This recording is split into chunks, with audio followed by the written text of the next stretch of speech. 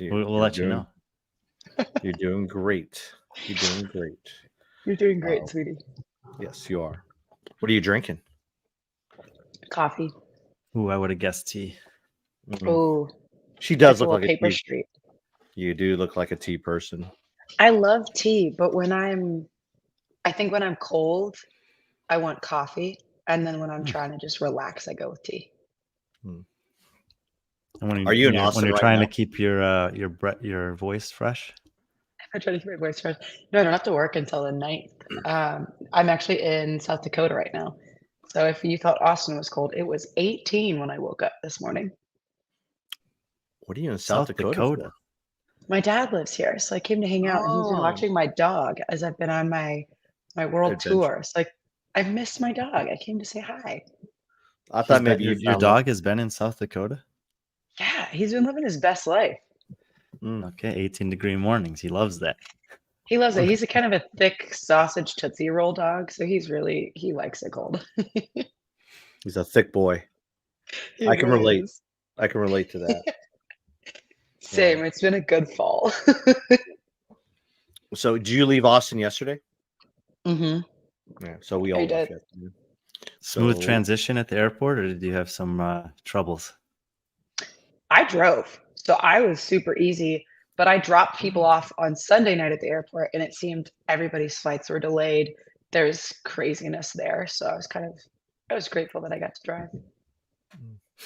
I had a 30-minute delay. It was okay, but then when it got to Charlotte, I think half the flight they were within 30 minutes of their connection, and it was just like everyone was panicking. You could just feel the panic on the plane. I hate that. Just pure chaos. Yeah, and it's this like weird situation. They're like the flight attendants are like, if you have a connecting flight within 30 minutes, raise your hand. And like half of the plane's hands go up, and you look, and they're like, most of them are in the window or middle seat. And it's like, well, what do you do if you're in the aisle and you don't? Do you let them get out and then get in? It almost is like you're more in the way than if you just get off. So I've dealt with all of that craziness. There have been times where people are sitting in the aisle seat and I'm in a rush and they don't care. They're going to sit there and they're going to wait until it's their turn to go, which I mean, I respect it. Don't be the person that gets up right when the plane lands, especially if you're in like the middle back section. If you wanted to get off first, pay to get off first. But I've also had it where I told the flight attendant that I was going to miss my flight. And this woman, I think she woke up wanting to be a hero. She moved me. She went to first class, asked someone to switch seats with me. And I'm just in economy. I'm in just regular people economy. She goes, "Oh, yeah, don't worry." Yeah, I'm in like the poor people section. And we switched. He gives me his first class front row 1A seat. And he goes, "Good luck. Hope you make your trip." Wow. Thanks. I didn't. I still missed the flight. But the 7 minutes that I got to sit there, I felt how the other half live, and it felt pretty good. It was just nice. Well, best of luck to Audrey. So, yeah, she spent an extra day in Austin. Brian, probably was planning on having good weather. Didn't work. Yeah, probably. You ran to Audrey a couple times, didn't you? I'd say she ran into me. Yeah, sounds about right. But I think that cold front's moving east. Obviously, when I landed here last night in Charlotte, it was 84, and when I woke up this morning, it was 54. Yeah, it's okay. So what were we all? Dubai, you'll be fine. Yeah, Dubai. Yeah, we're actually talking about that today. So, were you that weekend? There's a lot of stuff. Are you going to be at Legends, or is that where you're going to be at Legends? I think I might just go play at Legends just to kind of go do more spectating because I enjoyed Rogue. It was so fun to just be part of the community for a weekend. But I also haven't booked my return trip from down under yet. So I might stay a little bit because it's summertime in Sydney. You're crazy. You make more trips back and forth to Oceania in a year than most people will make in their lifetime. Well, that's why I'm moving to San Diego. It changes the game for me. Yeah, it's what's it like 15 hours from San Diego or from California? I think it's a little bit less because it's 14 from Texas. Oh, wow. And so it'll be a little bit less. It'll be way cheaper. And I mean, overall, if I have to go there so many times in a year, especially this close together, it'll just make it a little bit easier for me. Yeah, Patrick and I were talking with Ricky, and then I was talking with Jay Crouch at the airport, and we have not been to Australia. Neither of us have ever been. We're hoping to go at some point, so we're Bella, trying to hook get it in. up. Hook it up, Guys, Bella. coming out with me. Actually, just don't even go to Australia. Come to New Zealand Nationals. You can pull tractors with me. You were That's there. fun. Wait, were you there for like 3 days? No, I was there for longer than 3 days. I got in Wednesday and I left Monday. Okay, 5.5 days. Barely longer, but it was crazy. I left New Zealand on Monday and then I got back and into Austin on Monday, up early Tuesday morning, picking people up from the airport, ready to go for Rogue. So it's all good. Yeah. Come to Nationals. It's fun. Well, we'll see. I'm actually just this week I'm still planning some travel for this year, but I'm starting to look forward to next year and trying to make some plans for that. A lot of competitions already have the dates and everything on the books, so it's that time of year for us to start making those arrangements. And it's cool. I mean, there's a lot of stuff going on, a lot of opportunities, but the logistics of planning. I mean, you travel half the weekends of the year for CrossFit events. I do. And Yeah. it's already, I mean, next year, it's crazy because these big events, some of them have their dates announced, some of them don't. And you want to kind of put placeholders for them because you know you want to go. But then also there's local events and the community events, and they are just as important, just as fun. And you want to be there too. So what do? Do you skip the big events because it takes them more time to figure out logistics with the season? Or do you kind of hold on and just do whatever you can?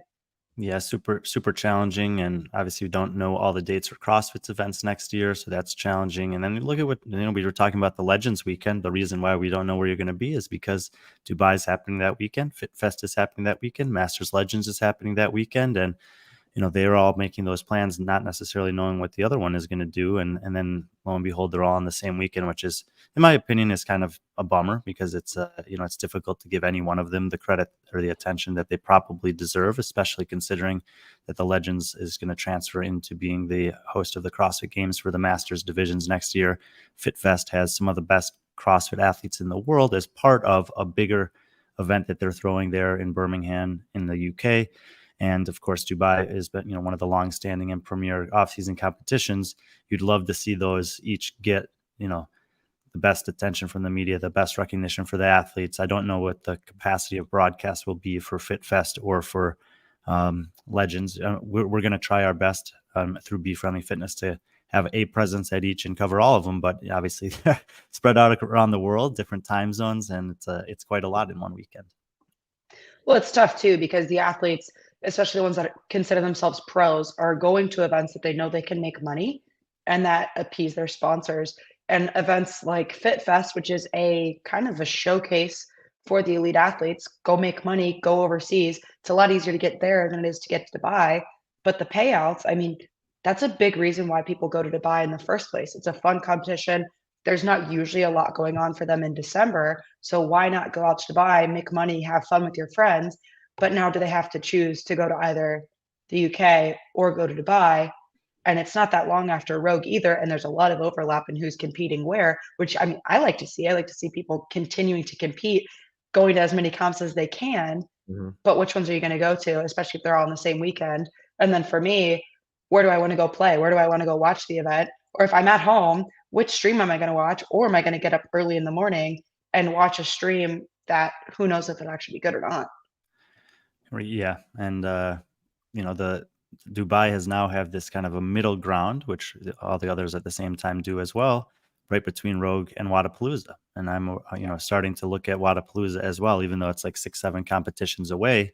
Got to start planning logistics for that. And I was just looking over some of the rosters from last year today, and it's like, if you include the teams, there was pretty much everybody was there. And so, yeah, those decisions are becoming more and more difficult for athletes, coaches, managers to all navigate, sponsors, and make sure that they're, staying healthy, being effective, but also, like you said, giving opportunities to make money. And that Fit Fest, Rogue bills itself as a showcase of the athletes, but it's a showcase of the athletes with a lot of money on the line. Mm-hmm. And obviously it's I would say top to bottom, it's the other than the games, it's the most prestigious. Everyone leaves there with some money in their pocket. But at the Fit Fest, there's no, it's my understanding is there's no actual prize money on the line. It's just like a appearance fee. So they're all making money, but they're not competing for money, which will be curious to see how that shakes out in terms of what the output is on the field of play. And, we don't know too much about the format, the programming, or any of it yet. No. I mean, if we're thinking of that, which is coming up in December, I'm already feeling a little bit of anxiety for next September with all of the events that we have to go. I mean, all of us are going to be just trying to get from one side of the world to the other, trying to figure out which events we can actually make, especially if they fall in the same weekend. Nobody knows. Yeah. And I mean, we're the last people that it matters for. The athletes are the ones that have to plan their training, plan their schedules around it. And if you want to give them the best chance, then where do you tell them to go? Absolutely. And it's like some of these events are very big. They require massive amounts of volunteers, judges, media, event team, equipment team.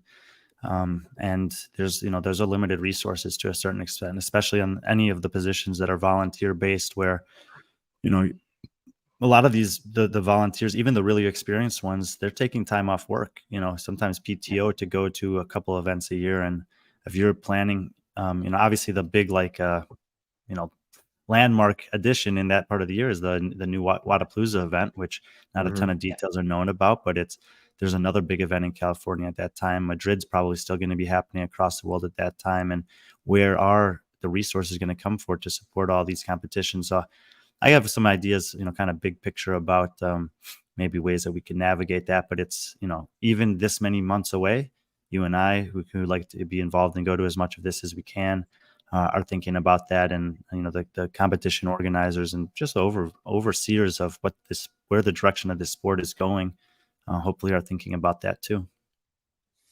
I hope so. And then I just want to give everybody a hug, because if they feel the way we do, I need a hug. Hey, if Bella offers you a hug, you should take it. Let me tell you. Definitely. For those who knew, Bella, you were helping out. You saw our little setup there with Sharper Works, but what'd you think of the hoodie and t-shirts? I mean, I love y'all's stuff. Brian gave me the tie-dye shirt back when we were together in Michigan, I think it was. I love that shirt.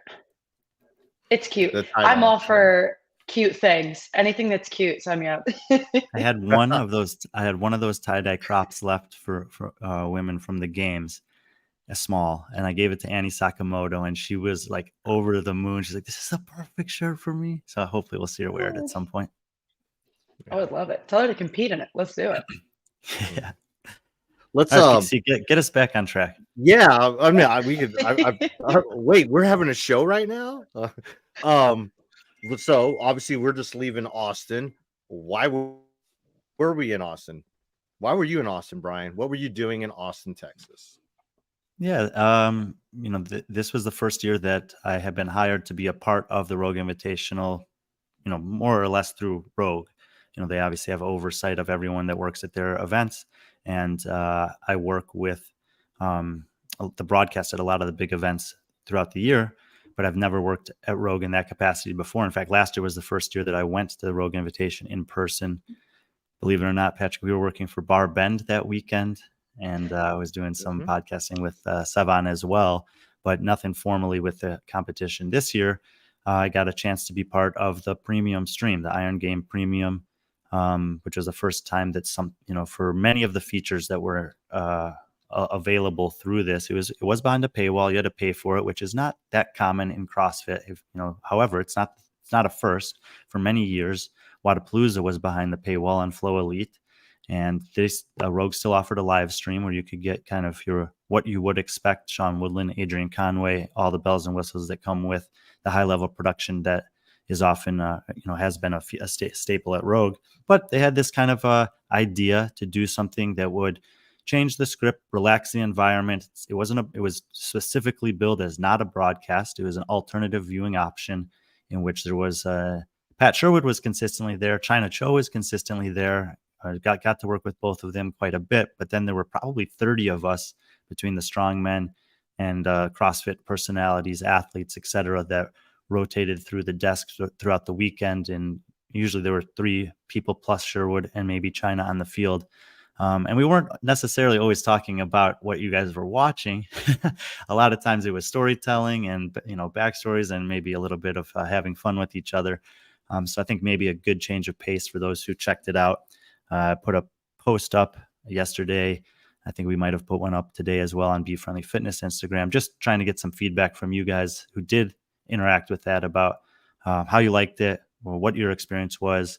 I think there were some kinks still to be worked out. Obviously, the weather impacted some things. There was supposed to be a drone cam that was available as one of the selections when there's, rain and unpredictable weather. It was windy at times. Maybe that wasn't available how it should have been or could have been otherwise. But everyone on site was making the best decisions they could based on the weather, which is obviously out of their control.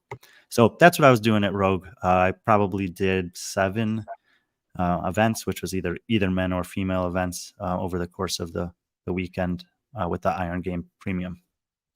Yeah, and it looks like the Iron Game Premium is down to $10 and is available till November 5th. It was $25 when it was live and going on. So yeah, I know Brian, we always talk about like watching a broadcast afterwards because we're always there. So I might actually do that and shell out the $10 to actually watch it. But Bella, what were you doing in Austin, Texas?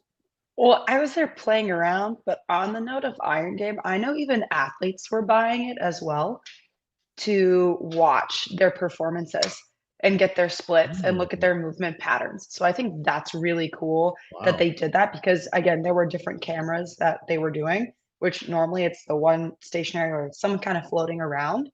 So it did give the athletes, if they went ahead and purchased it, it did give them a little bit more insight into their actual performance of the weekend. Because if you're not winning, typically you're not going to be in that, front camera on a broadcast unless you're next to the person that's winning.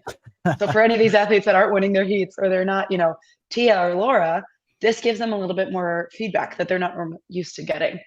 So that was good for them. I don't know if Rogue had kind of thought about that when they created it, but from the athletes, great idea. Yeah, because what Bella's referring to is that as a part of the viewing experience, you could choose the camera angle you wanted to watch, and the wide shot was a camera angle that was available as a selection option.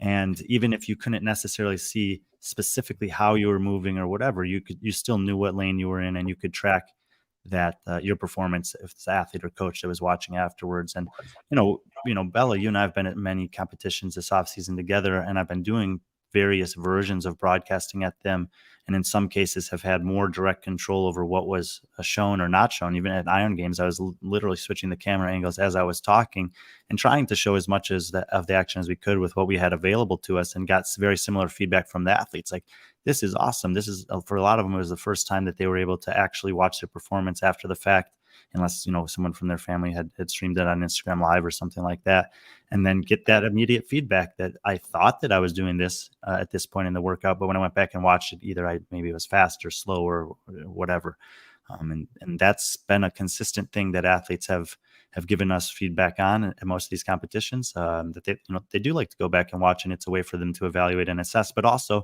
sometimes see their friends and their competitors compete that, usually when they're working out, unless, like you said, maybe it's the lane next to you, you have some idea, but if you're in lane 2 and someone is in lane 7, you're probably not that aware of what they're doing, but you can go back and watch and learn or appreciate after the fact. Absolutely. I think it's definitely a step towards making it more of a professional sport, letting the athletes have game tape and watch everything that they're doing and what's going on.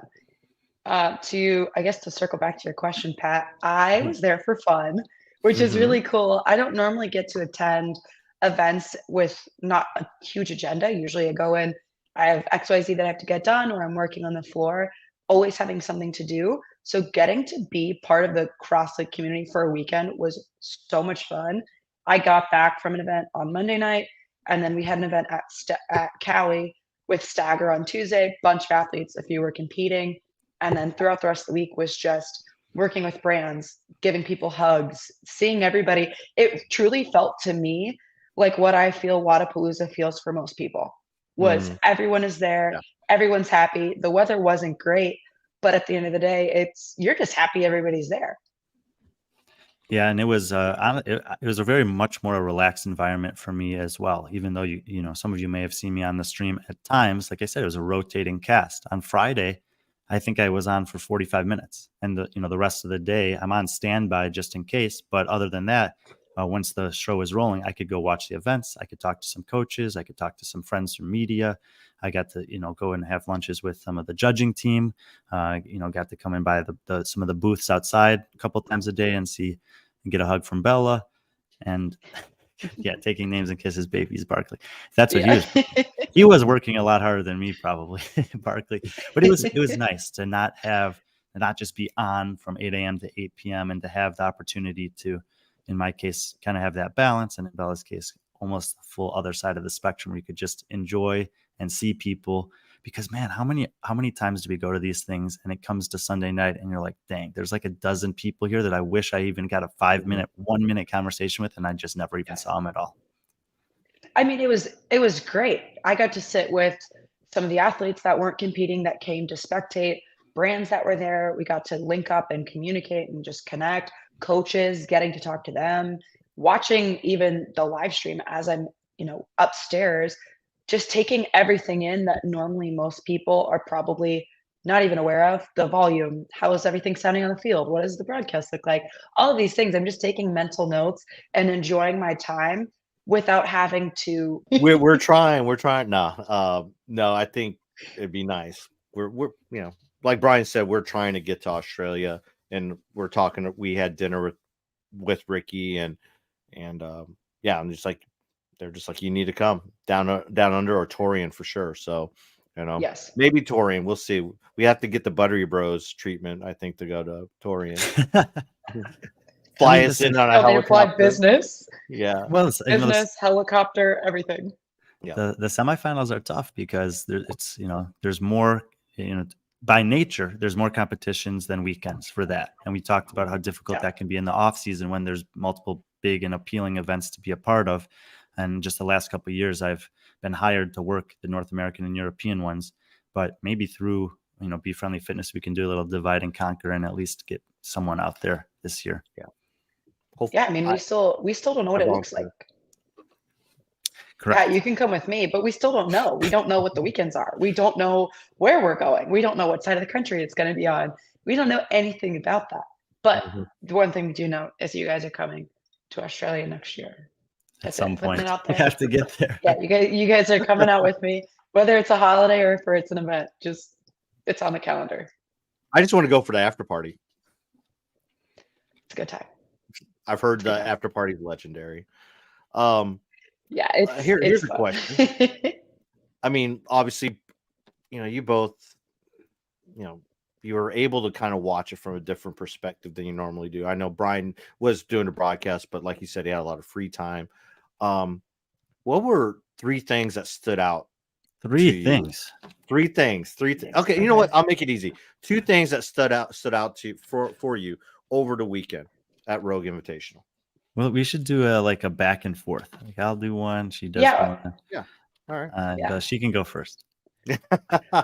Okay, so I think when it comes to Rogue, something that they do really well, but something that this time I wish had been more of, was the strong elements in Rogue. The deadlift was great. I love watching people lift heavy, but when the top athletes are doing 18 reps or so of a very heavy deadlift and the rest are sitting on the field and it's kind of chilly, it's not the best. As exciting as it was and as electric as it was to watch Alex and Danny, to me, I was like, I wanted more of a game. I wanted something that was very Rogue, maybe something a little bit stronger or a log or something that would stand out more. Yeah, when they announced that one, everyone was saying, well, it's Saturday night. It's the Rogue Invitational. This is not going to be a barbell deadlift. I'm sure they're going to do some kind of a strongman deadlift, something new, something different, something you can't get anywhere else. And I think that, because they've done it in the past, specifically last year with the Texas log event, that's what people were looking forward to. The first thing that I was going to say lends itself perfectly to that comment. The athletes always impress. the athletes always rise to the occasion. And so even if it is just a standard barbell on a deadlift, because this is the best of the best, every athlete there has qualified within the last couple months or has done enough over her career to justify a qualification in any year, is there for a reason. And we were talking about this on the premium stream over and over again, is you don't want to take a heat off at Rogue. There were regularly top 3, top 5 event wins coming out of heat number 1. And, obviously you see in the deadlift as well that, athletes who are not finishing inside the top 10, maybe come the end of the weekend, like Chandler Smith did not this, but they're going to put on a performance and they're going to do something spectacular in front of the crowd under the lights on Saturday night. And it wasn't just Saturday night. It was every event. There was something amazing happening. And I think big picture, that would be my first kind of takeaway, is that it doesn't matter what you throw at these guys. They're going to do something great. I mean, I agree with you too. And there were a lot of PBs in the deadlift. A lot of these girls had no idea, and even guys, they had no idea what they were going to do. They didn't know where they were going to end up. They were thinking, yeah, maybe 350 sounds good. And then we're ending upwards of 400 pounds. That's awesome to be able to see that. And right. And they're surprising themselves too, which I think for most athletes, they don't normally get to do. They're not normally in a position to really surprise themselves when it comes to that capacity and that strength. You can always go faster. And when you do something fast, yeah, it's cool. I beat my 5K time, or I ran my fastest mile. But when you get to deadlift very heavy, which most of them are not, it's not even in their program for a 1RM, that's really special. Yeah, and from a statistical point of view, it's a data point that we didn't have a ton of information. I mean, we could find records of, a record of people deadlifting for the most part. But if you have done one of the CrossFit games, which in 2020 was only 5 athletes on each side, in 2018, there's a lot of athletes competing now that weren't there then, especially on the women's side and part of the CrossFit total. You might have a record of it there, but it's not in isolation. It's after have a back squat, heavy press. So this is, at least for these 40 athletes, 37 athletes, because a couple of them didn't actually do any deadlifting. We have a data point for the deadlift, and it's not just for those athletes, but it kind of gives a benchmark of, amongst elite CrossFitters, what is the average top end for a deadlift and what's truly special and elite. What makes them the best of the best? Well, now we know. Yep, you got to go over 400 pounds and 600 pounds. That's like that is going to put you in the top end of a CrossFit athlete for a deadlift. Mm-hmm. And that's really cool. I think even strongmen, they find that impressive as well, in getting to have them do strong things too.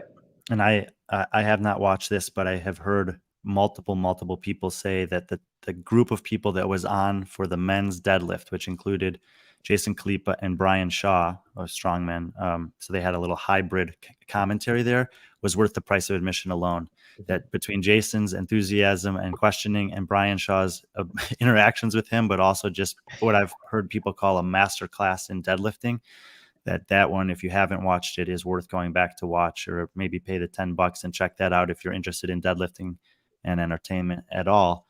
I heard those guys were phenomenal throughout that. And that's, I think that's one of the learning points too with that stream is, each event is a little different, and that particular event took a long time. So to have an expert in an area and a personality who can kind of, bring the entertainment along from the organizing or planning perspective, that's a great combination for an event that lasts an hour. If the event was only 5 minutes, you don't get that. So you might want to have some different personalities there. And in that alternate viewing option, you can mix and match with the personalities depending on the duration and the specialty of the event.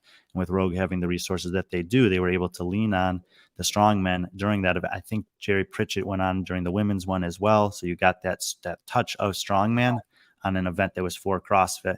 And then, kind of cool as well that they put a dual version in for the strongman this year. So you kind of saw it go the other way. Yeah, I agree. And I think something that's even fun too, from the spectator experience for me, people that I was sitting with, they weren't CrossFitters. So they were picking their kind of favorites based on what these athletes look like, which is so fun because in CrossFit, you never really know. So they're picking people that I'm just listening in. I'm like, I think that one's going to win. No, I think that one.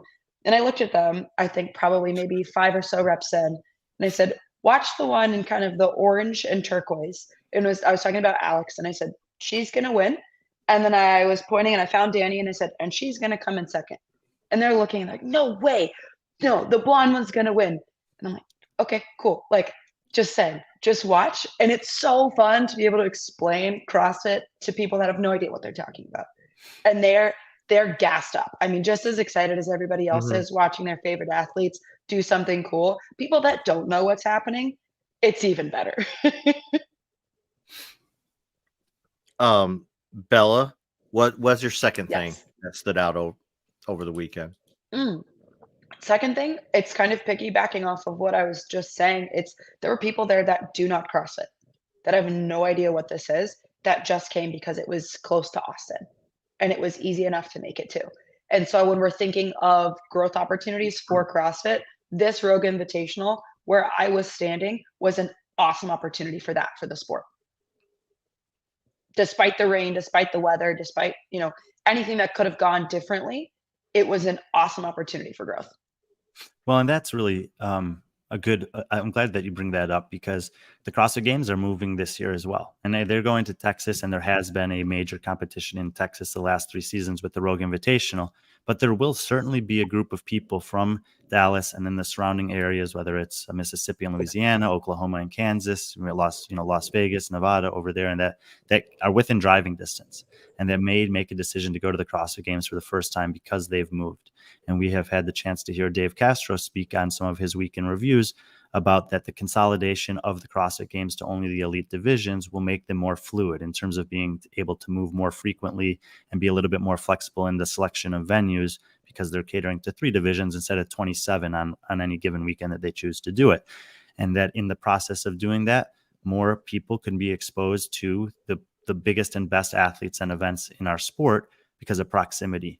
And I'll be curious to see if who knows? Rogue has not always been in Texas. It was in Columbus the first year. They had to go online, and then they went to Texas. But with the games being in Texas, maybe they'll choose to go somewhere else, and there'll be a different demographic or part of the country or world that gets to experience that. And that there are major events all over the world, but for the most part, Wadapalooza is in Miami. So if you live in Florida, that's probably the one you're going to go to more often than not. Same with people who are in Europe. If they want a big event, they're going to probably go to either Madrid or Dubai. They're closest and easiest to get to, maybe French Throwdown, German Throwdown, these types of things. And obviously the ones in Oceania. But if, some of these big events, especially the biggest ones, Rogue and the Games, do have the chance to move from time to time, every 2 to 3 years, I think that's great. And that's another way that we can continue to draw in some new fans.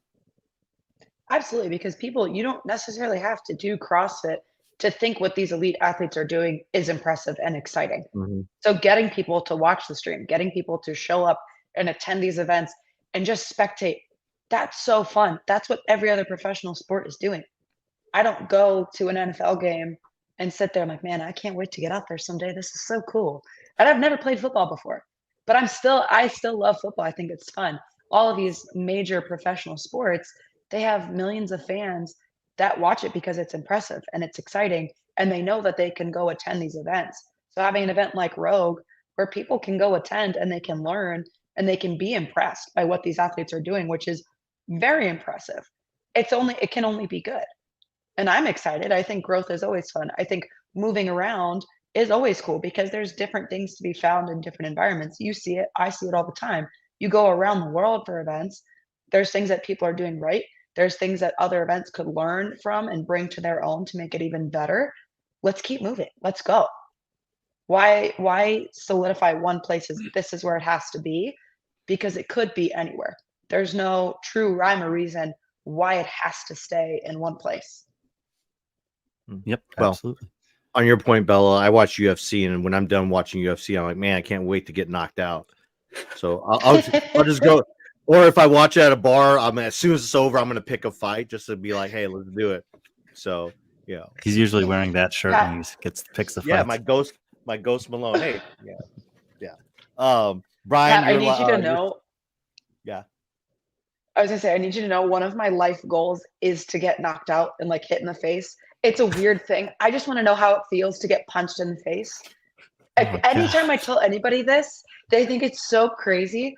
But there's a whole world of things like fighting sports that I've never experienced. I've never been tackled. I've never been hit. I've never been any of these things because I was always non-contact. And so there's a part of me that agrees with you. I watch a fight and I'm like, dang, I want to get knocked out. Let's go. Someday. I think this is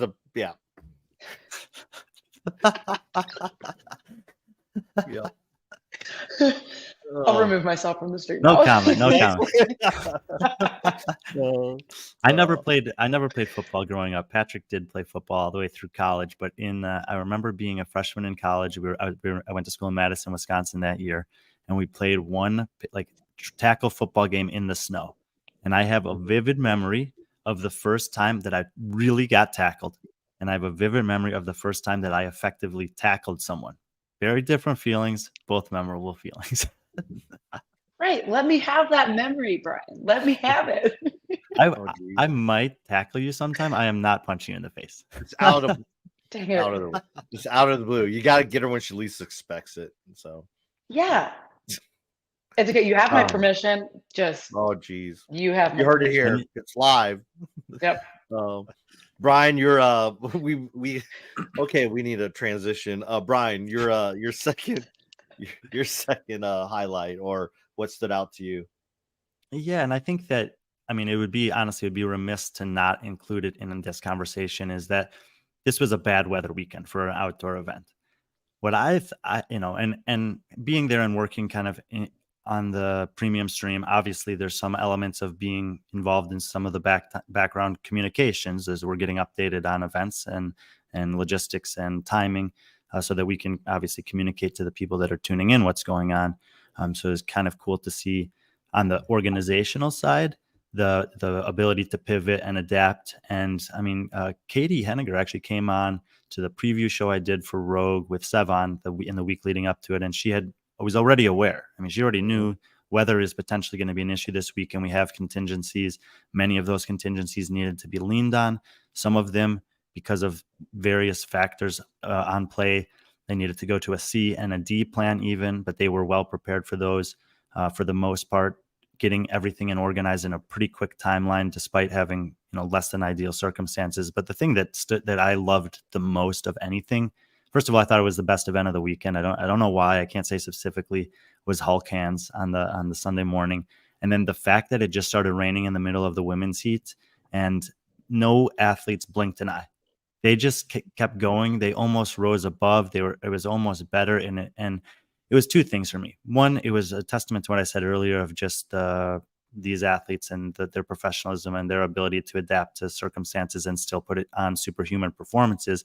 But it also created an element of nostalgia, of thinking back to soccer games that I played growing up when it was the heaviest rains.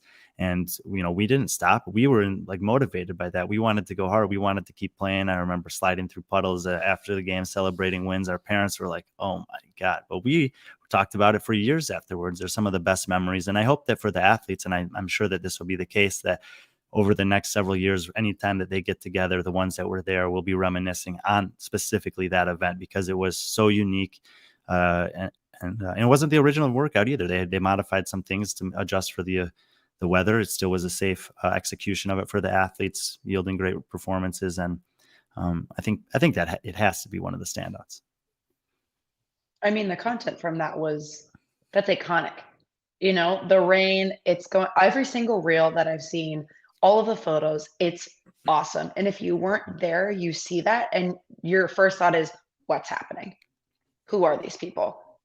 All these other professional sports, if they can, will play in inclement weather. You see football games happen all the time in freezing snow, baseball when it rains, all of these things, just like you said. And they're professional athletes and they keep going and they do their job and they do it well. And this was a really fun opportunity for this event for all these athletes to say, hey, I'm a professional athlete. I will take whatever you throw at me and I will do it well. Yeah. I'm gonna kind of butt in here. There's two things that I that kind of stood out for me. One was the crowd. This is the third year in Austin. It seemed like it was a bigger crowd this year. Especially when the weather dictated that you could actually be out in the seats. It was packed all the way through. And it was really cool to see. I think Rogue might have missed an opportunity that first day, that Thursday, to maybe hit a home run with an event to draw a bigger crowd, because watching a run it's not really much fun. I would have been nice if that run maybe ended at home plate or instead of out in the outfield. But of course, I understand logistics are involved. I did like how they had the course go through Vendor Village. That was kind of neat. So that was pretty cool. And then DC, yes. let me just throw a little stat at you for All right. anyone who's out there to help conceptualize. That Okay. first mile in that event with the 80 pounds for the women, half the field did it in underneath 10 minutes with 80 pounds on their back. For Okay, those who are, on the Sure, men's why not? side, 100-pound ruck for a mile, 15 of them, and Yonakoski would have done it if not rolling his ankle, under 9 minutes with 100 pounds on their back. It's, we mentioned this, the athletes doing these incredible things. If you can do a 100-pound mile ruck, like you're walking and you're hoping to finish. Yeah. Most of the athletes never Mhm. stopped jogging, and we're putting up times that for a lot of like regular adults who have gotten out of shape and are getting back into it, that's like a good achievement for them. A sub 10, a sub 9, flirting with an 8-minute mile with 100 pounds on their back. Yeah. I mean, That's I agree impressive. with you, Pat. I think that workout was fun to watch if you're in the vendor village. But then if you're sitting in the stands, which it was free to attend, which is one of those things, Mhm. if it's Sure. free to attend, blow it up on the first night. Make it Mhm. so people want to pay for an entire weekend pass. And it was tough if you're sitting there in that front row of the stands, you can't see much because it's all the way past the rig because they have to have Yep. the rig set up for that, the next day. And you can see, I mean, you can kind of see when people are coming in and people are cheering, but having something, I totally agree with you on that first day that really is, this is Rogue and this is what you can expect from the rest of the weekend would have been really Yeah. cool. Despite how incredible the performances were Mhm. in the actual running itself, I totally would have loved to see something else. Yeah. And on the point of Yona, lucky for him that he didn't actually have to keep competing for the weekend because he is doing Dubai and he still made money doing Rogue this past weekend. So he really lucked out. I caught up with him on Sunday and we're sitting there chatting. He's like, "Oh, I'm good. I didn't have to do any of the events and I still got paid and I still get to go to Dubai." So it's fun to kind of, make light of the situation, even though it's a bit tough. Yeah, I saw Yona twice. Once at breakfast on Monday, and then I saw him at the airport in the lounge area. Which, by the way, I need to start doing that more. Like coming to the airport like 3 hours before my flight and just going to the lounge. I like had a got to talk with him, and then I sat there and talked with Adler and Caroline for a good like 30 minutes, and it's like I texted Brian. I'm like, man, these are like we didn't really talk that much about CrossFit, but it was just like kind of cool. And Brian texted me, I was like, yeah, those are like the best moments to talk to athletes. But yeah. And my second thing is only because I got to put the media hat back on. It's just the media. Um, just just seeing just the camaraderie of everyone because I wasn't a part of the games and media, but just all of us getting together and just having fun and then seeing the content coming out. Even our media team that was putting out content, Sebastian was just killing it. By the way, for not following Iron and Castle, you should. He's got a lot of cool stuff he's putting out for us. But it was just really cool just seeing all the stuff. I mean, anything that Carlos puts out is just amazing. I was showing Brian some of the stuff he put out and just the dedication he did to put that out there and just hanging out with the guys and ladies. There's so many talented creators. And I also found out like Rogue it's almost like an anniversary. Like that was like the first time I met this person or that person was that Rogue. And you don't get that at the games. Usually at the smaller competitions you do, but not at the games. You already know everyone by then. So that Well, was pretty cool. I was just happened to be in that area when the people who are in charge of organizing the media were giving the media tour, I think on Thursday afternoon.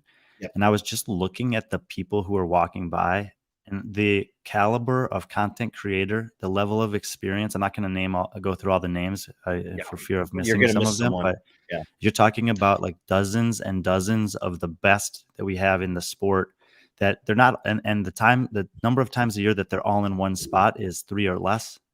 As they get pulled in different directions. Many of them have other jobs that they do, and they do the CrossFit stuff when they can. And so a lot of times they give up some other big time jobs to come and do that, and they all show up for Rogue. It was like crazy. You talk about the best athletes, you talk about the best media, you talk about the best group. I mean, the judging team as well. They travel from all over the world. Their experience is unmatched. I know that people always are so critical of the judges, but it is a seriously high level of experience, commitment, excellence, and they're like they are wanting to be as good as possible, and they put themselves in the positions to do that. And just across the board, that's what Rogue attracts, the best of the best in every domain. No, I agree with you. And I think that's why it's fun, because the community of creators, they see each other. If their friend is the media director for an event, then they'll come out. But other than the games, maybe Wadapalooza, that crew is not always together and working kind of side by side. Usually it's some will get hired and then the rest are in the stands, or everyone has so many different assignments that nobody's ever really together. But if you're standing there kind of near that media HQ, if you want to call it that, seeing all people that are walking out that door, it's all your favorite creators on Instagram. It's, oh my gosh, I can't believe they're here. You're seeing them in person taking the content, and then you're seeing it upload on the internet after it's been edited, and it's crazy. And I mean, I think they know that they're good at what they do, but it's fun to be able to give them a place to actually really be great and put out something phenomenal. Yeah, I have to agree. You want to do some leaderboarding? Always in the mood for some leaderboarding. Oh, let's do some leaderboarding. Bella, let's do some leaderboarding. How's that sound? Let's do some leaderboarding. Yeah. All right. So seductive with us, Pat. I know. I am. Why not? So let's start with the men. All right. Here's the tops. Here, let me see if I can shrink this down a little bit. But yeah, I think that in the men's side, there's kind of two big picture things for me. And the first is that for the first time that I can really remember in this sport, if you took away any historical bias in programming that we know exists at certain competitions or anything like that, if you just said, hey, these 6-7 guys are showing up to an event, who do you got? I wouldn't know who to pick. And I would say that probably the top 5 guys there, throw Justin Medeiros in the mix. Any of those 6 guys in a totally blank canvas of programming, at the minimum, could win a competition that last a few days that was relatively within the realm of CrossFit, and that is, that's not the case on the women's side right now, and it's hardly ever been the case in either side of the conversation. Maybe never before is there this much parity at the very top of one of the fields.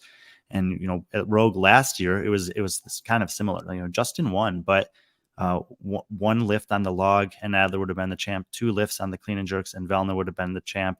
Roman and Ricky were still kind of getting their bearings in terms of re-entering into the competitive field in North America.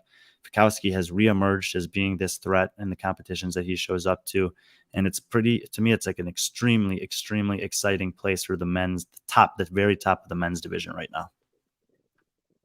I completely agree with you. And things I'm thinking of when it comes to the men's leaderboard, if you reflect back on the games, Roman and Brent, the battle for podium at the games, and they ended up tying with points. That just shows you how, oh, yeah, I know, same. But that just shows you really how close it is and how much the games reflects performance, but so does Rogue. It's all of these events. It's not just, oh, they're going to have a good weekend. No, they're going to battle it out every single time. And another thing with Rogue and the payouts, the way it goes, on Sunday, Dallin needed to have a good day, or he was going to kind of fall on that backside of being bottom 10, and you still get paid, right?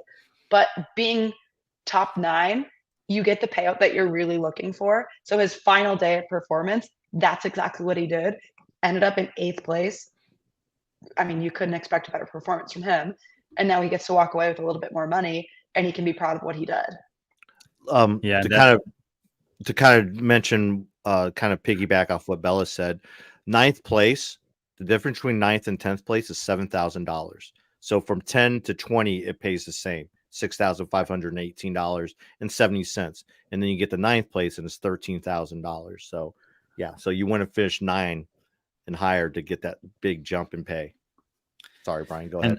And I'm glad that you brought up Dallin Pepper. It's a really good kind of case study of the other thing that I see happening on the men's side right now, which is there's a couple of years ago, the CrossFit documentary came out, was talking about this new era of CrossFitter that was emerging in the men's field right now.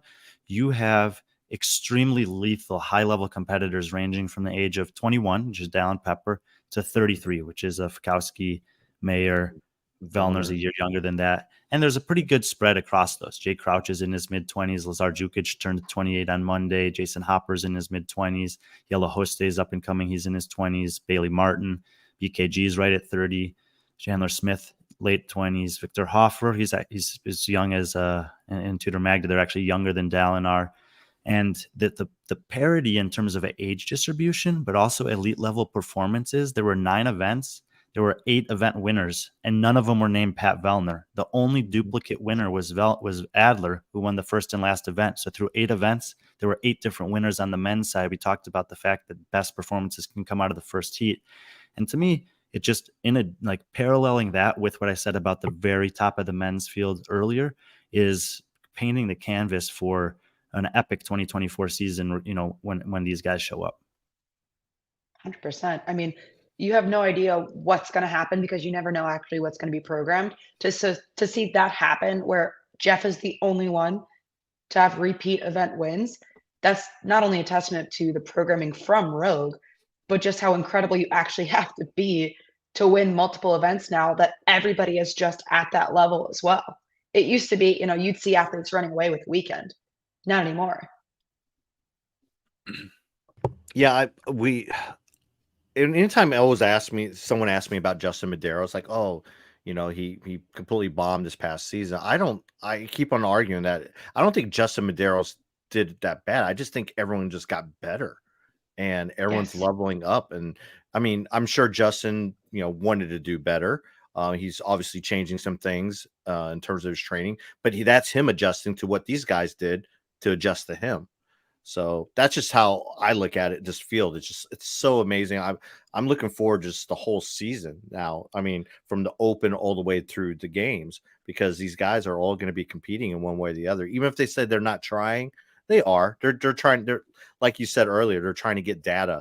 Maybe it's not through video, but maybe it's through just reading data analysis or reading stats that Brian puts out and Barkley puts out. But they're all gathering information. I had this conversation with Jeff in terms of he's very cerebral, and this is the type of stuff he takes in.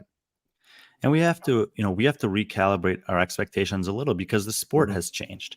If you think, we'll just stick with the men's side of things for now, but when Rich Froning was dominating the sport, Wodapalooza was just starting. Dubai was just starting. There was no Rogue Invitational, Madrid Championships, and there weren't these $30,000, $50,000, $100,000, $300,000 available prize purses for winning any competitions in the off season. Rich basically did the game season, and that was it. And then he was just refining his craft and coming to do it again. Now, with so many different opportunities, you have to be somewhat clever. If you think about Fraser, he's won Dubai, but he didn't compete there every year. He won Rogue. He competed there one time. He was pretty selective about where and when he competed. And as a result, he was basically undefeated during that stretch of his career in the competitions that he chose to show up during sanctionals. He would do one. He went to strength and depth. He won it. And then we didn't see him again until the game season. Now, there's so many opportunities. You cannot fault the athletes for making those choices, but you have to start thinking about other sports. And, there's just a few athletes that are able to sustain deep playoff runs year after year after year because of the toll it takes on the body. Justin Medeiros had won the games and the Rogue Invitational twice in a row. And it's and look at all the other things we've said about how good and talented the men's field is. And in some of those instances, it wasn't an easy win. It wasn't a runaway victory. It was like tooth and nail and clawing, and he had to execute perfectly and have things go wrong for the other guys. And then he was just better and he got those wins. But it's not the same landscape that it was. And to do that consistently over time sometimes requires making good choices. And who knows if maybe just the totality of the excellence and achievement that he had in 2 years caught up to him, and taking a couple months to not compete, to relax in his training a little bit, have some fun in his life, and just reset the body might be what he needs to go on and have another dominating year next year. We don't know. But I think that I did get to speak with him too. I'm not sure if I was on one of the shows with him or not, but he was a part of that premium stream.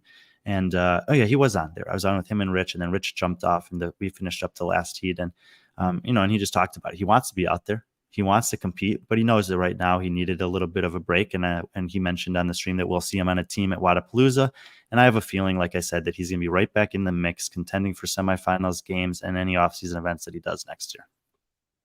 I mean, I think that brings up 2 points. First point would be where this kind of event falls in the competition season. These athletes have only been kind of back into training, back into doing fitness for maybe 6 weeks, maybe good 7. point. Yeah. A lot of them need to take time off from the games because the games isn't just a 3-day competition. It's everything. This is what we're peaking for. This is what all of your training for the last year has been for. That's going to take a toll on the body. That's going to take a toll on your mental health. It's hard. So coming back and having performances like this, only 6 weeks into training, not a lot has probably changed or gotten better for most of these guys. They're running off of residual gains from last season. So it kind of, I mean, it puts it into perspective about what's really happening. But then also on the Justin Medeiros note, I'm thinking we're not going to see someone on top of the podium consecutively for a long time. I think Jeff is a phenomenal athlete. I think he deserved fittest man of the year, but I also don't think we're going to see him on top again next year. Ooh, and that's just how tough the field is. Boom. And it's not a dig on Jeff at all. No, You know, it's not at all. It's the field is so tough. Depending on how it's programmed next year, it could be for anyone. And I hope it is. I would love to see a new person on top of the podium every year. I can't say the same for the women. I think that's a little bit of a different story. But as we're only talking about men right now, that's where I stand. Yes, PC, that's a perfect transition. Yeah. Let's go to the women. You're welcome. It is. All right. I was about to say, wow. Well, actually, I want to stick on here. I want one from each one of you, Bella. Top 10 out of the top 10, something that stuck out from any of the athletes in the top 10. I'll be honest. Performance-wise, I could say I was hoping more from Bailey Martin. Okay. After his games performance. That's not top 10. I know. I'm saying he could have been top 10. I know. I'm saying, like, I expect him in the top 10. She's just on that New Zealand Nationals hangover. No, I know. No. And we were also top of mind coming off of last week.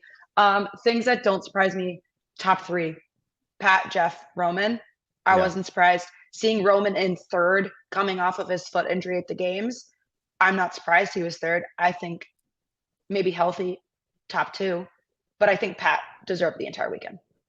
He played the game, and I like to see it. And I like to see Pat on top of the podium. Yeah. Brian, top 10, anything that stood out particularly to you? Yeah, I mean, I think it's probably Jay Crouch. Just, I know he's near the bottom of the top 10 here. He's inside the top 10 at the games. He got the pay jump though. Got an extra $7,000 out of it. Yeah, and I said why can you talk about Australians and I can't? What is this? And I said, I think I said this on the stream that I feel like this performance at Rogue has solidified in my mind that he's taken the next step forward in his career. That the games was not a mistake. That it's just an expression of whether it's mental, physical. He's changed his training. He spent years and years with Rob Forte, who got him to a certain point. And I've been talking about this in general with CrossFit athletes is you never know when you've kind of learned all that you can from a certain coach or training environment, and you don't know unless you try. And he's given Proven a chance. He's gone over there. He says that it's made a big difference, and his performance have suggested that. And it's no slight, and he has a great relationship with Rob still. It's no slight on him, but this is a good case study for just athletes and coaches in general that, for whatever reason, sometimes you've gotten all that you can out of a situation and it's time to go somewhere else. And that can be the ticket. Sometimes it doesn't work that way. But in the case of Jay Crouch, like I said, he's 24, maybe 25 this year. And absolutely, I think is going to be one of these top 10 or 15 guys anywhere he shows up to. And when the field's a little less competitive than it is at Rogue, will be top 5, top 3, and possibly even winning competition. So a good young name to recognize that I believe has taken that next step in his career. I mean, there's a reason he's the fittest guy from Torian, You're absolutely right. Yeah. Bella, I'm going to give you another shot at this then. Bottom 10, that's not a New Zealander or an Australian. Takeaway, go. Okay, dang. I was hoping for a good weekend from Yona, but you can't say anything about spraining your ankle. The young guys were at the bottom of the pack. Not something that I'm surprised by. Tudor at the bottom, Victor at the bottom. I think Garrett they're Clark. incredibly fit Garrett. I think they're incredibly fit individuals, but I do think they have a lot to learn from the older guys that they got this weekend. Because it's not often that you get to compete against this field of athletes and see where you really do stack up and take those learning opportunities into the rest of your season. So young kids, hopefully.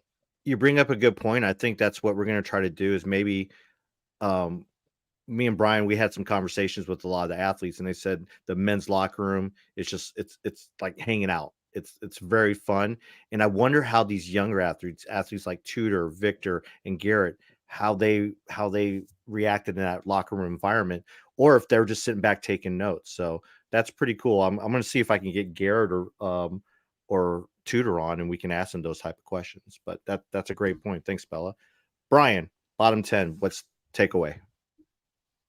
I think very similarly to Jay Crouch is another guy I'm really excited about is Yellow Hoste. He kind of backs up a 10th place at the games with an 11th place here. He has his up and downs, and he's just the size of his body is going to make certain things difficult for him. You see him 19th with a cap 44 on a range of motion workout with the gymnastics and lightweight snatching. So there's always going to be elements of that challenge him.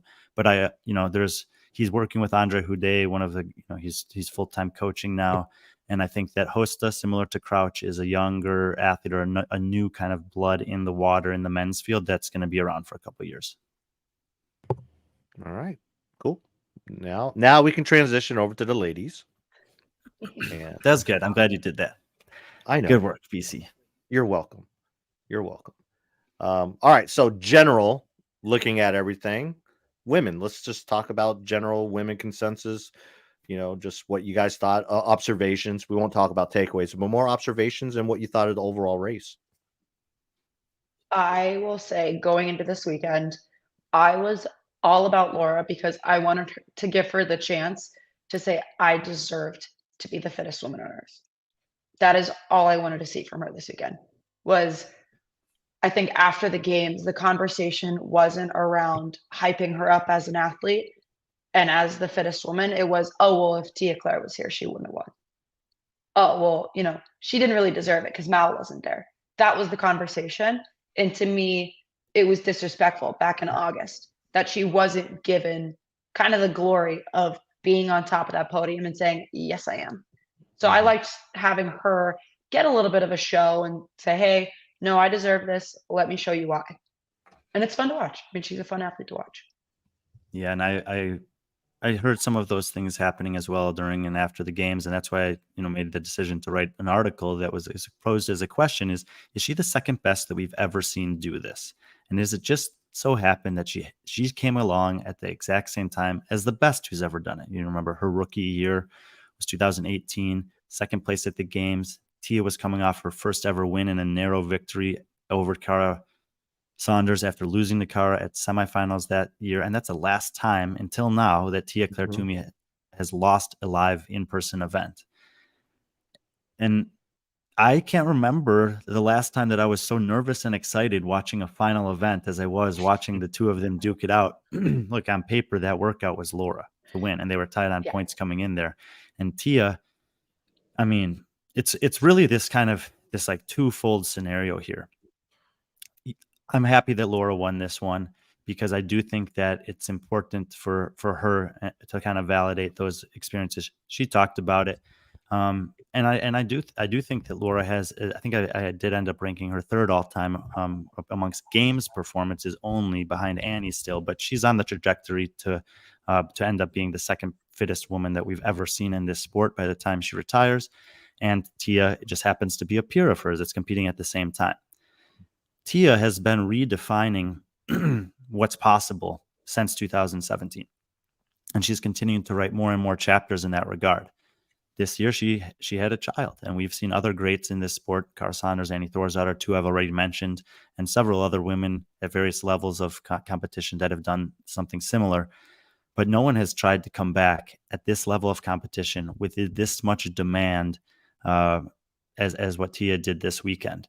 And so I actually think it was kind of perfect the way that it played out, where Laura gets the due that I think that she deserves. And Tia also has done what she set out to do, which is prove to her daughter and to anyone out there that doubted what's possible for a woman to do who works hard through pregnancy, puts her head down, and does what she needs to do coming out of that to take the floor and compete against these women. Between the two of them, they had one finish outside the top 5. I mean, one each outside the top 5. And so, And they contrary were to the close there men's too, side, though. yeah, you see them there on the screen. 14th for Laura on the ring muscle handstand push-up workout, 12th for Tia, and that was on the dual and potentially, impacted by the bye, as we know, affects that event. She just barely missed out on making it through that first round. But either way, there's a different story on the women's side than the men's side. These, I believe, are the two best women we've ever seen in CrossFit. Right now, their fitness is very similar. It's scary to think about where Tia is going to be 8 months from now, but I also continue to say it and continue to believe that Laura is still only getting better. And yes, there's Mal O'Brien out there that nobody knows what's going on, but even so, if she does come back to compete, those are two super fit, dynamic powerhouse women that are they're at the top of the sport right now. And at least for the next year, I don't think that that's going to change. No, I agree with you. I think they'll stay the same, and I think it'll be the battle between the two of them next season in every possible way. What I did like was they each had a moment where they could shine on their own, where it was, this is my time. Watch me do what I'm going to do. If I'm thinking of my favorite moment for Laura this past weekend, it was when it was actually both of them was in the deadlift. Laura went double overhand the entire time. What a power move. And Tia didn't wear a belt. Yep. Both of them in that lift. I'm watching, thinking to myself, wow, how cool would it be to be able to deadlift that much, first of all. Second of all, imagine doing that both overhand, like not mixed grip, nothing. Okay, I get it. You have the best grip strength out of every single woman. Rock climbing background makes sense. And then with Tia, you're thinking, wow, that woman just had a child. Her pelvic floor, probably not something that she's super confident with right now. It's probably something that she kind of thinks about, especially with double unders the next day. But you're thinking about it. Wow. I love that. Yeah. That's amazing if you think about it. Something I want to throw out at you. More than likely, Tia will probably podium at the games this year. Whether she wins it, but she's definitely probably a lock for podium. That'll be 3 out of 4 years that a mother has stood on the podium after not having. Very cool. Yeah, it's pretty crazy if you think about that. That's the sport evolving, especially at a higher, especially on the women's division. So just something to think about. But yeah, it's so cool that you brought that up, Bella, because those are both things that were sticking out to me. You brought up Laura in a deadlift. Another thing that stood out was she had a confidence and she was playing to the crowd. And you never see that from Laura. When she stepped up to that last barbell, she was telling the crowd to get into it. She was talking to the crowd, and she's not the type of athlete that needs that, and it was just kind of cool. And I think what we're seeing is like maybe the evolution of her personality and her being more comfortable. And I think that's just going to make her even a bigger superstar. She has a potential, and I talked to her about it afterwards, about being a role model. And she's something that she still hasn't fully grasped, but I think there's just nothing but good things for her in the future, I think. Yeah, I agree with you. I think with this sport specifically, when you give the athletes a chance to be themselves, they surprise you in typically the best way. So with Laura, now she has the opportunity to say, hey, look at what I get to do. You guys like me. Awesome. This is fun. With Tia, hey, you guys were already my supporters, but now I'm a mom. And look at what moms can do. Ariel Lowen, look at what moms can do. Annie Thorisdottir, look at what moms can do. And I think that's just showing how the sport's evolving. Yeah. As people are learning more about programming and women are aging, they're getting stronger because they're also hitting their own physical prime. So that's something that's even, that's really cool to show the longevity of being a top level CrossFit competitor for women. Yeah. Let's talk about other athletes besides those two. I know that was it, but Brian, what other things were compelling to you overall in the women's field? Man, I mean, I look at just down the line, and I could talk about any athlete on here, but I would like to just give a little credit to Emma Carey, because she's kind Yes. of in this zone. At the game, she was 8th. Here, she's 6th, and it's that zone of non-recognition. It's just Mm. outside the top 5. It's well within the top 10. It's incredibly impressive. She's super young. Competed at the games this year at 19 years old, so she'll be 20 this year. And she came up alongside Mal O'Brien. She was beating her for a little while. They were very much on par with each other. Emma got injured. Mal podiumed at the games, and now Emma's coming back. She's had 2 great performances in a row, and with Laura and Tia taking so much of the limelight, the spotlight, and the epic performances. You have other young women like Emma Lawson, Alex Kazan, Gabby Magawa is still young, that are exceptionally well. But I just don't want to sleep on her. I don't think she's reached her potential yet. If you look at the event finishes there and you see the ones that are holding her back, it's all of the strength and power stuff. And in different competitions, those will play to different levels in terms of how much they're critical. And she had a back injury, so she's like that can take some time to work back from. And much like we saw from Danielle Brandon last year, she was like limited on certain things because she couldn't squat heavy, for example. And we see Bethany Flores, who's been dealing with some back problems, and quite frankly, we never got to see the full expression of her potential prior to that, and we may never get to do it. So I'm hopeful that Emma just continues to manage that well and trust that strength will come over time if built the right way, and that when it does, with the gymnastics capacity and the mental fortitude that she has to hurt in workouts in every time domain, that I do think that there's still potential for top 5 and podium pursuits in Emma Carey's near future. You brought up Brian, Emma I Carey. think Her 17th place, her worst finish was in the deadlift, 335 pounds. I think that's a win for her, especially what you're saying with her back injury. Like, I was really impressed by her, and I didn't think she was going to go that high. But, we talked about this with Lydia Fish. Sometimes your worst finishes are your biggest achievements and what you're most proud of. If I'm Emma, I would look back at that 335 because I'm pretty sure she probably hasn't lifted anything heavy like that in 2 years. So, that's pretty impressive. I love that you guys bring up Emma, because I spent the majority of my weekend with Dom, Mm. and he's her coach. Now they're both at Mayhem. And I think you are absolutely spot on with everything you're saying. This weekend, having the majority top 10 finishes for her was not only, just exciting for performance wise, but confidence going into next year. She needed that, especially having solid performances and things she's not historically good at, or, coming back from injury, something you're not totally confident with coming into it. This was a amazing time for Emma Carey. Amazing time. Learning opportunities, that she actually belongs here. And I think that's something that a lot of these ladies, that's a demon that they're fighting often, is, do I belong here? The answer is yes. You do belong here, and you've made a name for yourself once again. But for her weekend to go the way that it did, I cannot say enough exciting things about it. You absolutely correct. Well, let's go into it. Top 10. What stood out to you, Brian? Yeah, I think just a lot of validating performances. Emma Lawson she's here to stay. It's been enough now that, like, yes, there's Laura and Tia up there, but anyone else who's trying to podium at any prestigious competition that she shows up to, she's in the way. Gabby Magawa is built for Rogue, 3rd, 4th, and 5th in the 3 years that she's there. She's always going to be a contender.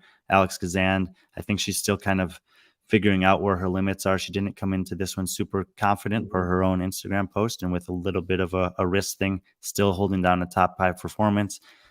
I think DB is getting stronger again after managing that injury. Ariel Lowen continues to impress. It's a really difficult top 10 field to push into. Every one of those was top 10 at the games and is top 10 again here. And there are still some women out there that may be making a return to competition. And even though the top of the women's field is quite thin in terms of who can maybe win the biggest competitions, like we've talked about, there's big prize money, there's big sponsorship opportunities, and it's a really competitive field within the top 10 for the ladies too. 100%. Bella? I think nothing was surprising. Nothing Mhm. about the top 10 to me was surprising in terms of performance, in terms of kind of where they fell at the end of the weekends with rankings. 1 and 2, absolutely, we would have called those. 3 and 4, they were a race until the last event. It was 1 and 2 tied, 3 and 4 tied. So to say that those 4 women, they are the top 4 women in the field right now, that's that's what I would say. That's what I would kind of claim very confidently. So it's exciting to see them really put on a great performance against each other. Do I think the top 4 can shake up and kind of shake around based on what the programming looks like at an event? Absolutely. But going into next season, I want to see where it falls. And if Alex Suzanne kind of breaks up in there, or if someone else kind of tries to flirt with that top 4 elite female field. Yeah. What about the bottom 10? Man, I mean, to me, I can't. It's really difficult. Am I going to steal? I'll leave this one for Bella. Yeah. I was impressed with Christine Okay. Kohlenbender this weekend. Yes. I was impressed with her as well, and I think if she had been top 10, that wouldn't have been surprising to me. I think she always does well with strong things. But I would also say kind of the bottom 5 athletes, it's not that it was surprising that they were there, but this field is so stacked that where they ended, I think it was just good for them to be there and good for them to make the money, good for them to get this live event experience. Shelby Neal didn't know she was competing until, a little bit before. She didn't have that time to mentally prepare. I think she did the best she possibly could. Elena came from Madrid not too long ago. Great performance in Madrid, but Rogue in Austin, Texas is a completely different experience, completely different field to be competing against. Kyra coming off of team this past season, I'd love that she got to come in as an individual. I'm hopeful that she comes as an individual next season. I'm excited to see what she can actually do because in the last year, she has blown me away as an athlete. And again, a lot of the overlap with all these events in the season, you're seeing athletes here, you're going to see them again in Dubai really soon. So Karen Frey kind of staying in the bottom, maybe she didn't have everything in the tank this weekend, but do I think she will be in the top 5 at Dubai? Absolutely. Based on what I've seen from the Dubai field, she's the likely candidate to repeat win there. Mm-hmm. And the other woman on this list that just you must acknowledge is Lauren Fisher. She did have a little bit of a tail off at the end of the competition, but as she's been super elegant, quite frankly, in expressing, she was competing for her mother who recently passed away. Look at those performances to start. Everything 8 through 12 through 6 events, just incredible consistency in a variety of different disciplines, from gymnastics to running to strength output. And, Lauren's an athlete that hasn't been doing a ton of individual competitions until this season. She'd been doing a lot of team stuff, despite having some early success as an individual. And there have been conversations throughout the CrossFit world about how likely it is that someone can leave the individual, go into the team realm, come back and compete at the top end of this sport. I think that between the semi-final performance she did against a pretty tough field out there in the West, and this performance here at Rogue, that Lauren Fisher is, she's 11 years into her competitive CrossFit career. She's just about 30 now, but she still has great chance to make the games. And I think that, especially putting up a performance like this, given the personal trials that she's had to go through this month, it's a huge testament. And I just want to congratulate her for it. Yeah. And she did confirm that she will be competing at Dubai. So I think something like this will help her and build that confidence up in a field like that. She hasn't competed in a field like this since her last individual was would that be 2017, Brian, as an individual? Check just to make sure I think that's right. Yeah, 2017 as an individual. She hasn't been in a field of this magnitude. 2018, yeah. Yeah. 14, 16, 17, 18. Yeah. And then she went team with the Invictus X team in 2019 and made the podium with them. Yep. Mm-hmm. But yeah, so that kind of wraps it up. I did want to want to show you guys, just because that way you don't think I was pulling it out of my butt, but kind kind of the payouts. It is a big deal. I mean, it's just not the idea of competing at Rogue. It's the reason why these athletes come here is because Rogue is so top notch. Everything from, you saw all the stuff they gave out in terms of, from guitars to belt buckles to all the Yeti Crocs. and Crocs to Crocs, but it's this prize purse. And it's, I mean, that's just behind the games. This is amazing. This is a great opportunity. So, this is And what look, Pat Vellner, from everything I can tell, is the third best to ever do this sport after Fraser and Froning, and it's the biggest paycheck of his career as he's nearing a decade of doing this. So, obviously it's amazing for him financially, but also just a testament to what Rogue is able to provide for these athletes. Even one of the best that we've ever seen is cashing a check bigger than he ever has here. Yeah, he's gonna have to go It do a also, big I bank. think, opens. It also opens another conversation that would probably take another 90 minutes to just go through, but what it looks like to be a professional CrossFitter now. Mhm. Do we, train all year for semifinals in the games? Do we encourage athletes to start doing more off-season competitions, going to Dubai, going to Madrid, trying to make it to Rogue, and doing all of these other events to be, professional CrossFitters? What does it mean to be a professional in this sport now? How do we make it so that these athletes can continue doing what they're doing and make enough money to survive by doing this? Because it's not easy. Brian, I don't know if you saw this question, but maybe this is something you can work on. Tyler Watkins has, and I've seen the results. I've only seen them for the women's side. There was a much bigger gap at the top between Laura and Tia, with Laura still winning in the P-score results. And I think the biggest mover within the top 10 was actually Danielle Brandon, who moved up 2 or 3 spots on the P-score, most likely due to an impressive and dominating performance on Big Cat with the handstand walking on the final day, which was not originally in the programming. But it was actually pretty similar up and down the line. Outside of that. Sorry, I'm trying to hide these. Fat fingers. There we go. Come on, stop. What do I do? All right, I got it. We're good. Bella, where are you off to next? I must say, me and Brian, we've talked about this a lot. I mean, as long as I've known you, you've been hustling, and you are probably, male or female, the hardest working person that's not an actual athlete in the CrossFit space. And I think I've told you that before, but I mean, you are all over the place. And we first met at the Fitness Experience when you were part of the media team there, and now look at you now.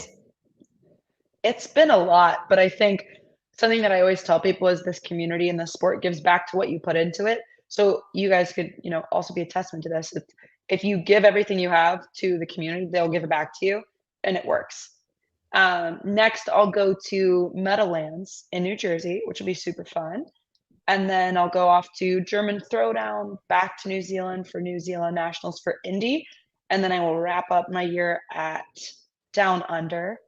It'll be really fun. I'll do a little bit of both emceeing, which I'm used to, but also sideline down at Down Under. So that'll be fun to do something a little different. Yeah. It's I love it. I mean, doing the broadcast side of things, I got my first taste of it at Madrid, and oh my goodness, it was so fun. So happy to do it again.